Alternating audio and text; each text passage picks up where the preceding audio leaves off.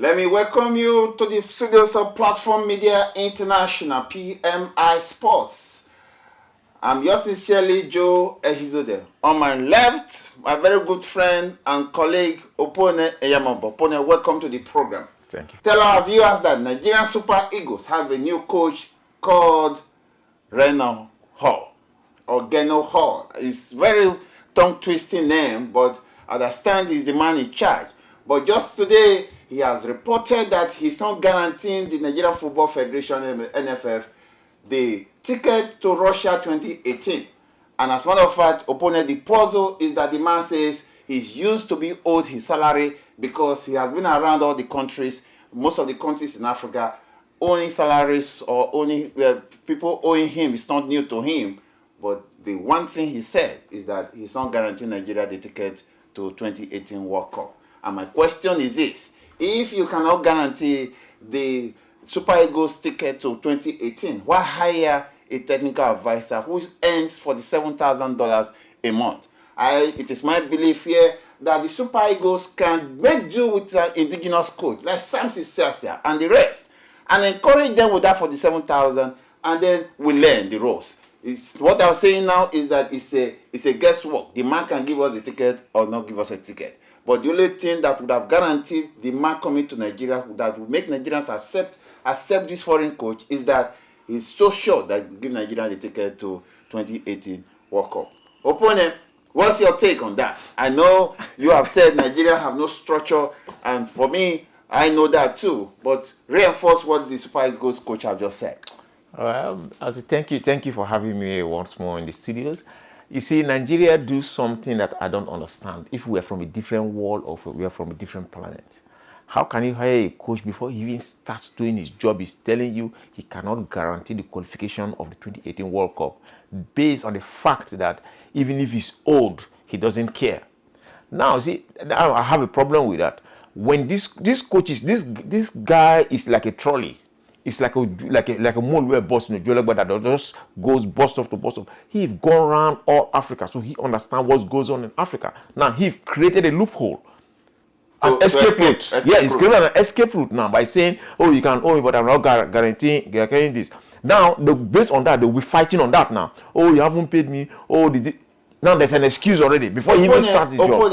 Where have Nigeria got it wrong? That a former coach of Niger Republic is now the coach of Super Eagles. Have we gone that low? Opponent, a former coach of Niger Republic is now the Super Eagles coach. Okay. Are we going backwards or we're going forward? Let me put it this way. For a very long time now, a lot of people have been complaining our coaches can't do the job. And I've been an advocate of Nigerian coaches and say, give them the chance. But when you give them the chance, give them an open hand to do the job. Most people don't listen. I've remembered in a while, I've said in this program that the biggest problem or challenges Nigeria is facing in our sports is our administrators. They don't know what they are doing. They are simply inept in what they are doing. I'm not going to insult anybody. I think maybe they are dumb when it comes to sports administration.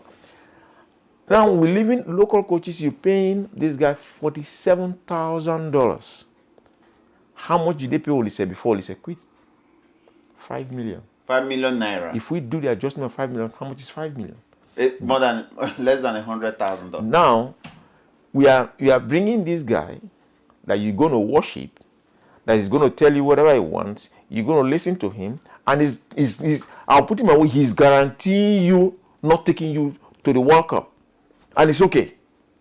Opponent, you see, where do we start now? From the third to the lowest.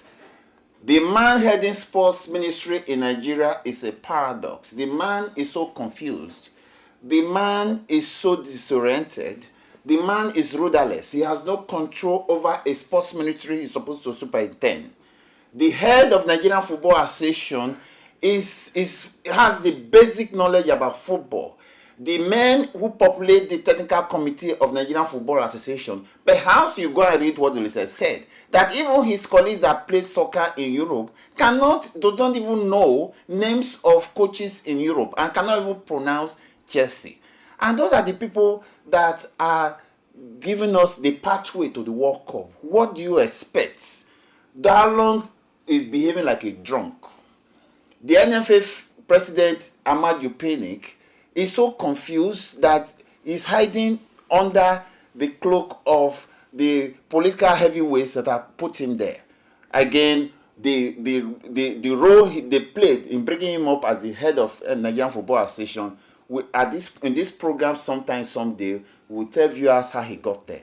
So look at the hierarchy from the minister to the NFL president to the coaches. It's all confusion. And the worst thing about it all is that Nigerians depend on soccer to get some what we call weekends soccer. And now what's giving them happiness is being taken away from them. And I am an advocate that Nigerians should go into the streets, since Buhari does not want to listen to them, to chase the guys away. Because as it is, we're not going anywhere. And I can guarantee, I've said this on this program before, that if Nigeria goes to 2018 World Cup, I'm ready. I don't know what I've promised, but I will go on exile. I won't visit Nigeria for the next 4 years. That's what I'm saying. And it's a guarantee, I mean it. And that's to tell you how serious I am that Nigeria is not going to 2018 World Cup. I know you're very serious, but I remember when Dualong was appointed to that position, you were singing his praises, you were clapping, you were shouting, and I told you, we don't have to rush into this. I could remember I said this to you. After a couple of months, the guy wasn't doing anything. He was going from National Stadium training ground to motor parks to drink kunu with people, boys on the set. I say, is this guy trying to recover the extra code he missed when he was sent as a delegate? Opponent, I think you got it wrong there. I was in praise of his revolutionary antics. I call it antics because, first of all, he laid allegation against the past administrators that they owed him $7,000 that he was supposed to be paid as a federal government delegation to 2002 Nations Cup in Mali. And that he was coming to clean up the audience table in soccer. But he never did that. Based on his statement, that was why I was saying that our expectations were raised up. But I didn't praise him. I was just talking about the expectations we have of him. But now the man has fallen flat, and there's no reason why people should not agitate that the man should leave sports alone. You've been a sports writer in Nigeria, and from experience you should know, irrespective of the fact that you're not living in North America, it doesn't change the mentality or the thinking of the people back there. They are still the must have changed. You cannot judge a book by the cover. And sometimes we should learn how to give our leaders the benefit of doubt. I could not fault Buhari's appointment, but what we are saying here is based on his 1 year performance. The man is a failure, pure and simple. Okay, I want to throw in an argument there, because when Buhari came in, you are one of the people that were advocating, oh, Buhari is this, Buhari. I said, yeah, I agree, he's this. Even I didn't like the other because of the confusion that was there. But I said, okay, if he is trying to recover Nigerian money, that's okay, that's fine. But if we're not hearing about all the money that is being recovered, then I'm not okay with that. Let's not drift away. Let's come back to Solomon Download. Exactly. Okay, the Solomon Download man, when you're praising him about your former colleague that is his press secretary or whatever I call it, I say, let us wait for this guy to do the job. The problem I have with this professor, I always say in Nigeria, there is no system. And until something is put in place where people are accountable for actions that they take, we will continue to drift all over the place. Our listeners have accused me on this program of being dismissive of all our leaders. But that's why I need to give them the benefit of doubt. But now what we are saying is based on empirical evidence on what they have achieved and what they have not achieved. And we are ready to call it the way it is. The man has not achieved anything. First of all, the disaster of the Rio Olympics that had just been concluded, that was a 0 pass mark. And the NFF, the head of the Nigerian Football Association, was on away without leave. When the under-23 World Championship, under-23 team was in Rio, we never heard of him. All because they have soiled their hands in shady deals, and they cannot account for the money that have been given to Nigeria from FIFA, from all marketing deals. There is undercover deals they have done. So on this program, we are ready to call it the way it is. The system in Nigeria is a disaster from the head to the toe. Solomon Dalong, the minister, is a disaster. Pinnick Amaju is a failure. Then the NFF, the technical committee, those one is a committee of flies. You know, flies don't hold successful meetings. Those are things that are the what I'll call the nemesis of Nigerian football. I agree with you, and I say until we change that mentality of not doing the job but wanting to make millions of it, if we don't change, we'll continue to be there, we'll continue to go down, and we'll continue to be worthless like the naira in an Australian The man street. has started a cover-up right now. He has said that he has called for a restructuring of sports in Nigeria, that the National Sports Commission he dissolved will be brought back. These are the cover-up the successive ministers of sports in Nigeria have used in the past to buy time. I recall that Alex Akinyele, who was the minister of sports in 1992, when Nigeria made a very appreciative presence in Barcelona Olympics, came and made this promise. As a matter of fact, when he promised Nigerian athletes 7 million naira way back 1992 for preparation for Atlanta 96 Olympics, we all shouted then. That money, we never knew what happened to it.